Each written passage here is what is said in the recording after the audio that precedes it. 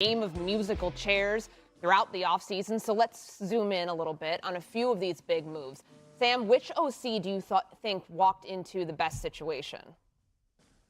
I think it's Davis Webb, without a doubt. He's getting promoted from within. He spent the last 3 years with Sean Payton. And think about the knowledge, the skill, and the discipline that it takes to be a head coach. That's one thing that Sean Payton has. And all of a sudden, Davis Webb, who's young in his coaching career, gets a chance to soak all of that up and have that continuity. There's been so much talk about him and Sam Ehlinger and Bo Nix in that quarterback room, and now that he's not leaving and staying, it's exciting for not just him but for the Broncos offense. Yeah, I mean, I don't know if he's going into the best situation. Nothing against the Denver Broncos, of course, but I guess this question could be honestly answered in a few different ways. How much control is Davis Webb going to have over the offense and Bo Nix? Like, that's what I mean by that statement. For instance, the offensive coordinate, Mike McDaniel's going to have way more control over the offense with Justin Herbert. Sean Mannion, or however you say his name, the offensive coordinator with the Philadelphia Eagles, is going to have way more control, right? I don't know how much control Davis Webb is going to have with Sean Payton and the Denver Broncos. So in terms of like, if we remove ourselves from that, right? And you're just looking at it from like, hey, he's in a position where he can learn from Sean Payne. He gets to work with Bo Nix, etc. Well, then, yeah, it's obviously an awesome situation, right? Like, no disputing that. That's why this question is it's a little tricky, because I just think someone like a Davis Webb, like when we look at the other coordinators who are all going to different places here, I'll zoom into it. It's kind of, I don't know why they have it so far away. Okay. Eric Palmy, I don't know how much control does he really have with Andy Reid. I don't know. P. Carmichael Jr. in Buffalo. No, it's Brady's offense. That's who it is. That's why they made him the head coach. Brian Dable, it's going to be his offense. Declan Doyle, going to be his offense. Sean Mannion, going to be his offense. Mike McDaniel, going to be his offense. Matt Nagy, going to be his offense. Drew Ping, going to be his offense, but also a lot of Dan Campbell. Tommy Reese, going to be, oh my gosh, what's his name? I just made a whole video about him, and I can't think of his name right now. It'll come to me later. I'll get there. And then, Davis Webb versus Sean Payton. So that's why this question is to me is kind of tricky, because they even said at the top of this clip, like, oh, the Rams are the only one to not have an offensive coordinator. Yeah. Because it's not important to them, because Sean McVay is the offensive coordinator. Okay? Right.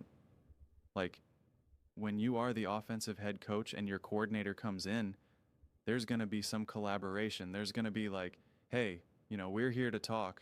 It's, we can, figure some stuff out together.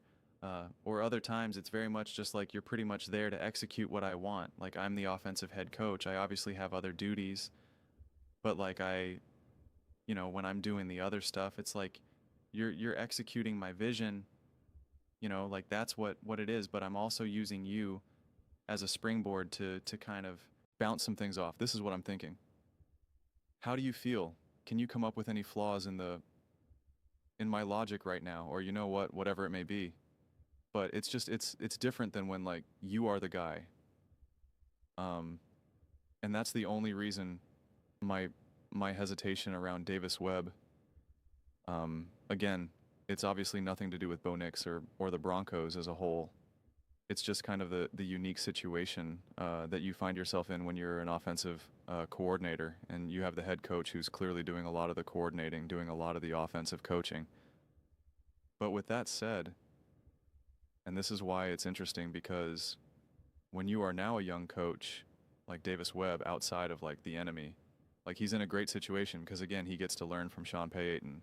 And so you do get to soak that up, get to learn from a great coach, and you have a great enough team that you can actually apply what you're learning in real time. It's one thing if you have an amazing coach, but your roster is terrible, your quarterback's terrible, and it's like, oh, you can't really, I just feel like it's kind of stunted a little bit, like having a great quarterback and a terrible O-line and a terrible receiving core when you're a young quarterback. It's like, all right, well, we can't really work on the things that we want because we're just trying to, stay alive. So, and if we're looking at it through that lens, well then, yeah, Davis Webb is in an awesome situation in that regard because there's actual real wisdom to be gained. But yeah, I'm interested to see if we watch this coming season and we see a different sense of this offense. Does this offense have any type of a different flavor to it? Are we watching and we're just kind of being like, oh, wow, they're doing more of blank, less of blank? Are we going to watch a game where they show in 2025 they did, this 25% of the time? This year it's down to only 10% of the time, which is a big difference, right? Like we're always exposed to those random stats throughout the course of a game. So I'm interested to see if there is any type of newness to this offense, because I can't say that there really was from 24 to 25. It felt very much kind of status quo, which I'm not saying it's a bad thing. I'm really not. I know this offense had some issues throughout the course of the season, especially like a little bit earlier on. And it would be interesting, now that the season unfolded how it did, I'd be interested to kind of go back to that when we kind of are in the heart of nothing to talk about off season. I'd be interested to kind of go back. I'd want to go back and honestly watch the Raiders game, the Jets game. I'd love to go back and watch some of those games to kind of see what my sense is of that, kind of get a stronger feel, because it was a little confusing, because I remember even Kurt Warner, who I really do respect as an analyst in that regard. He obviously knows ball. He knows what he's talking about. He does a great job breaking down film and commentating in real time. Can be a little boring, I suppose, but the guy knows an insane amount. And he was even kind of like, he couldn't put his finger on it, right? He was kind of confused as to why things could not necessarily get going. And he was just, he was struggling. I remember reading one of his social media posts because he couldn't figure it out quite. And I'm like, well, if Kurt Warner can't figure it out, like how are we all supposed to figure it out? So I would like to go back, especially compare it to, how things were attacked, against the Buffalo Bills and whatnot. Look at some of the other higher quality games and kind of compare, how those games unfolded. What was the offensive game plan, play calling first half versus second half, et cetera, et cetera. Who was in the game, who wasn't. But I mean, yeah, I am interested. I am definitely interested to see if there will be any flavor of newness, and if there's that next gear that Bo Nix can bring, right? I'm excited to see, is there a leap that he can take, right? I think if Bo Nix just gets even 5% better, 3% better, that could have pretty massive consequences for this Denver Broncos team. I don't think Bo Nix needs to turn into this quarterback where we're like, oh my gosh, he is a bona fide top 2 quarterback. Let's go. Like, I don't even think it needs to be that. But it's like, if he continues what he's been doing and there's just this marginal increase, I mean, think about it.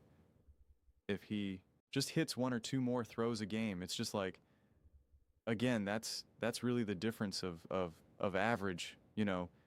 If you look at it over the whole course of a season, like averaging like 3 or more points a game, which is massive. And I mean, that's massive, right? Like when we look at a lot of those ratings rankings, when they say like, oh, they're the 9th best defense or the 1st best offense, like a lot of it is just within a few points of each other, right? I mean, like it's 1 to 2 points is everything in the NFL, as we've all, learned, especially this year. And so it's just like, that's why like just a marginal increase ends up being it ends up being massive, ends up being massive, ends up being massive. But the interesting thing about Bo Nix is it's not like we could say that he holds on to the 2 ball too long, or that he's taking bad sacks, or that he's missing reads, or he's missing throws. Like, it's like, does he need to be a little bit more accurate?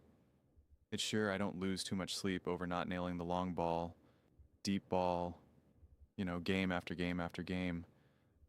He is quite accurate in any of the intermediate throws and whatnot. So, after again, there wasn't really an opportunity. Now that I'm making this video right now, I'm realizing this in real time. There wasn't, for me at least, there wasn't a real opportunity to reassess, to reassess and analyze this past season as a whole because of how it ended for the Denver Broncos and Bo Nix, right? Like, because of the way it ended, I never really got to reflect on what did I just see out of B Nix, because I was too busy really mourning and processing just, man, the Broncos season ended this way, and it was such a bummer, and what could have been, right? Also because I think Bo Nix so far, it's only been 2 playoff games, so, you know, understandable. But so far, to me, he's really shown to elevate in these big games. And if we want to extend it to, you know, a couple games against the Kansas City Chiefs, you know, last season at, you know, 2 years ago, and then this past year, you know, the first one when it actually mattered. Like, I just wonder if, even if I wonder if Bo Nix is just with the type of quarterback that never truly blows away anyone, you know, in the regular season, that he's just not this quarterback throughout the regular season that you're just like, oh my gosh, this guy's a human highlight reel. We got to lock in. You know, he's a monster. But if he just consistently elevates in the big moments in the playoffs, you know, I wouldn't be surprised if that ends up being more of who Bo Nix ends up being, which is great. There's absolutely positively nothing wrong with that, which is why also, and I'm going to re-trigger myself and go through some football PTSD here, but like, that's why I just really wish we were able to see him against the Patriots. And honestly, even in that bad weather game, I want to know what Bo Nix does in that blizzard like that. I want to know what Bo I saw, what Drake May did. And it was actually not bad considering the conditions. It was like, okay, listen, he was resilient. He showed he was obviously not perfect, but like, he made some big throws when he needed to. He made some big runs when he needed to. And it's like, I want to see Bo Nix in that moment. That's what I want to see. And, you know, we were robbed of it, and I'm still processing it. Okay, I'm still processing it. But those are just my thoughts. I'd absolutely love to hear yours. Kevin Stefanski, I got there. If you didn't comment it already, Kevin Stefanski is who I was thinking about. I got it. But those are just my thoughts. I'd absolutely love to hear yours. What do you guys all think about Kevin Stefanski, about the Denver Broncos, Davis Webb, Sean Payne, Bo Nix, how this is all going to come together this coming season? Let me know your thoughts. I read every single comment, so you agree with me or disagree with me. Either way, let's get in some discussions, let's get in some fights, but ultimately, let's just have some fun. And please do consider subscribing. We're building an amazing community here, and absolutely love to see you part of it. I want to build something that we all genuinely feel connected to, something that we're really excited to be part of. I think we're well on our way to doing it. Please don't forget to give this video a thumbs up, as it really does help the visibility and the algorithm. Thank you so much.